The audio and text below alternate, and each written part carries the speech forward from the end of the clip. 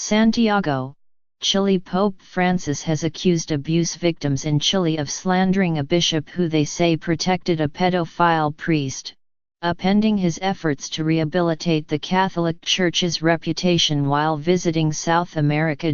Francis told reporters Thursday there was not a shred of evidence against Bishop Juan Barros Madrid, who victims of the Rev. Fernando Caradima, Chile's most notorious priest, have accused of being complicit in his crimes. The day someone brings me proof against Bishop Barros, then I will talk, Francis said before celebrating Mass outside the northern Chilean city of Iquique. But there is not one single piece of evidence. It is all slander. Is that clear? The Pope's comments set off a storm in Chile, raising questions about his commitment to repairing the damage from sexual abuse scandals and improving the decline in the Church's image and following in the traditionally devout country. Pope Francis' attack on the Caradima victims is a stunning setback, said Anne Barrett Doyle, a CO director of bishopaccountability.org, a group that monitors abuse cases. He has just turned back the clock to the darkest days of this crisis. Who knows how many victims now will decide to stay hidden, for fear they will not be believed. Father Caradima was convicted by the Vatican in 2011 of abusing teenage boys beginning in the 1980s, and he was ordered to lead a life of prayer and penitence. That year, a judge found the allegations truthful and reliable but dismissed a criminal case because the statute of limitations had expired. Bishop Barros, a former military chaplain, was part of Father Caradima's inner circle and, according to one of the victims, witnessed the priest's advances on him as if I could have taken a selfie or picture while Caradima abused me or others, and Juan Barros stood there watching it all.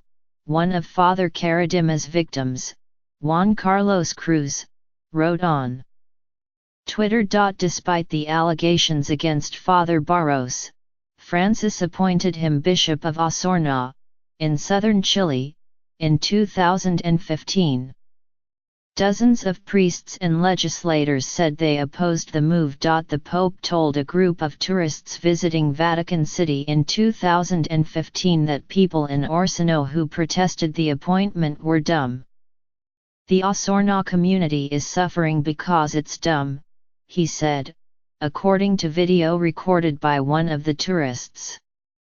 The city had let its head be filled with what politicians say, judging a bishop without any proof.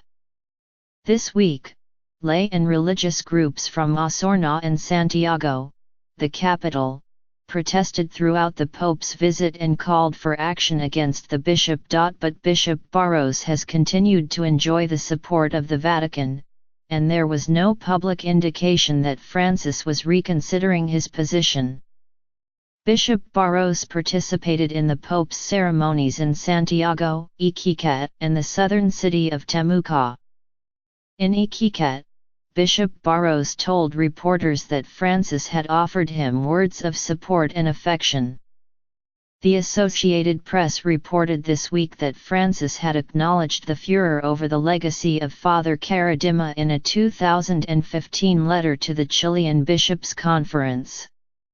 The letter said the Pope proposed Bishop Barros and 2 other bishops go on sabbatical before taking up any new positions, a plan that ultimately fell apart. Francis began his visit to Chile on Tuesday morning by publicly apologizing for the sexual abuse involving the clergy, saying he felt pained and ashamed over the irreparable damage done to their victims.